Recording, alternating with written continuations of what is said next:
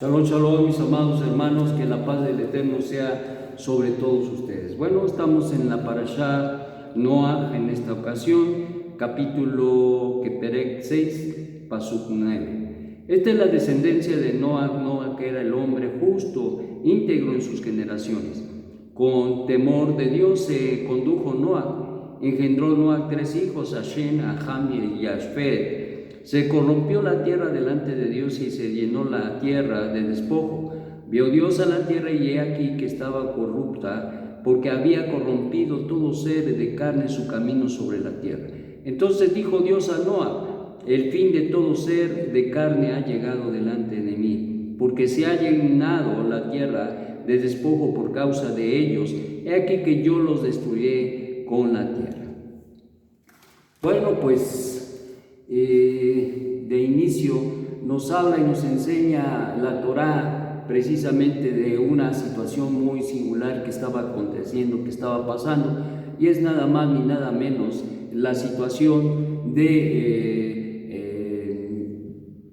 las condiciones que no solamente tenía el hombre, pero también incluso la misma tierra. Es decir, la corrupción había llegado no solamente al hombre, sino había pululado incluso a los animales, como nos dice precisamente la Mishnah, que incluso los animales habían dejado sus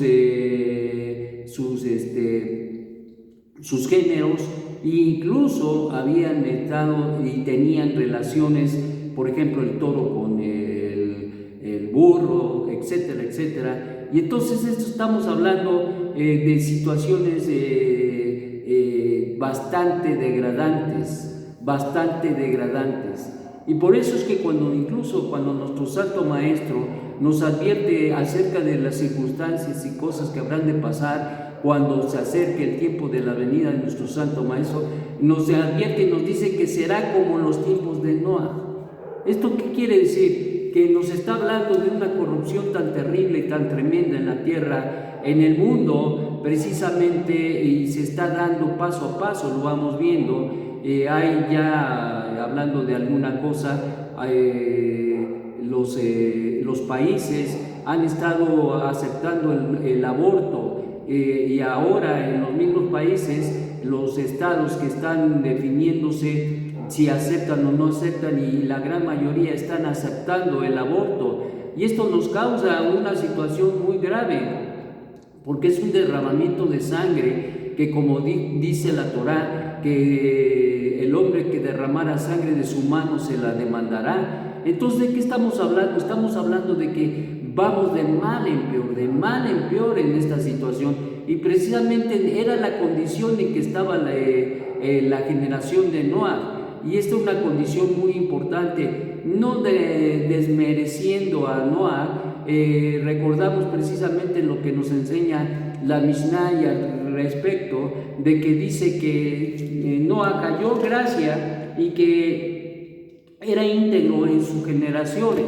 ¿Por qué era íntegro en sus generaciones? Porque digamos que la condición de Noah sobre todas las generaciones que en ese momento habitaban era lo más excelente que se podía tener. Sin embargo, hace notar los sabios de nuestro pueblo que si Noah hubiese vivido en el tiempo de Abraham, ni siquiera le hubiera tocado. Es decir, no tenía la condición, no tenía la justicia, no tenía la integridad que tenía nuestro padre Abraham. Entonces, ¿de qué estamos hablando?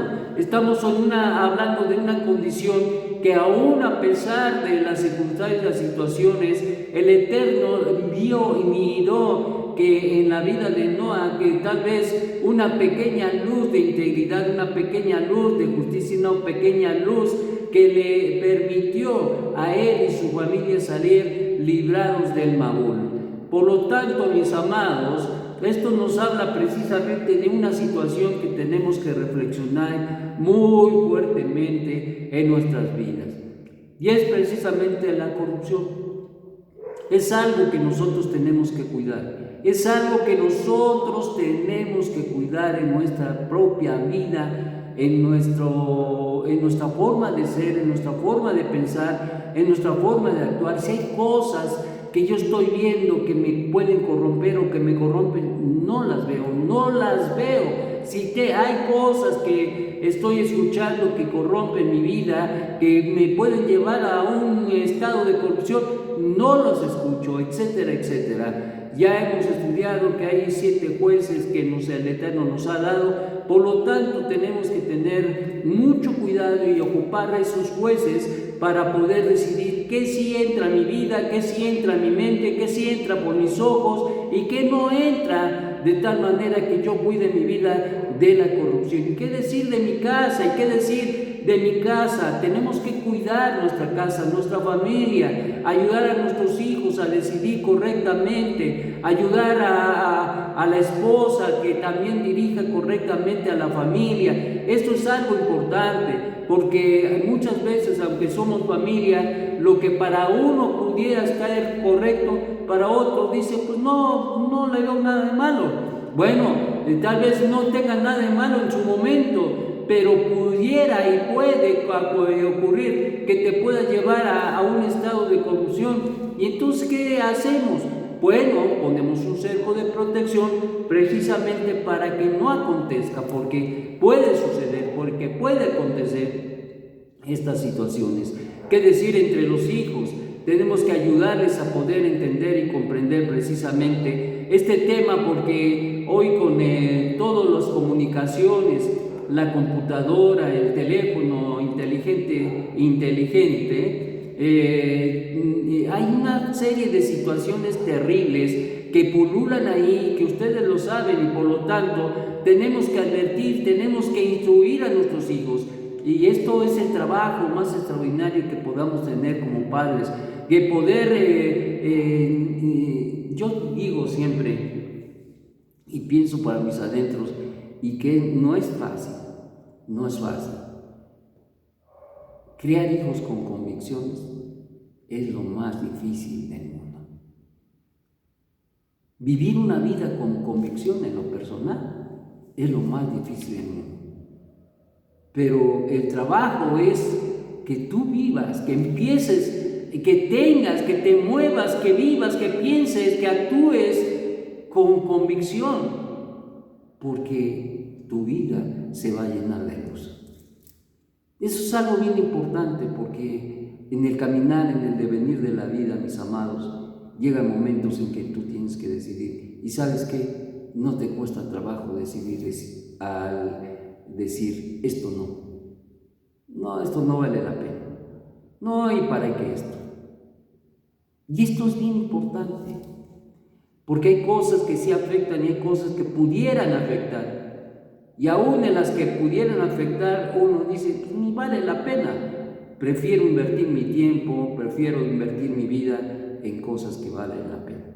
Y entonces esa es la situación, la verdad, y ese es el problema también para los padres, es el problema para todos nosotros, el poder influir en las personas para que tengan convicción, estén convencidos de en quién han creído, con quién tenemos un pacto, con quién vivimos, quién nos permite la vida.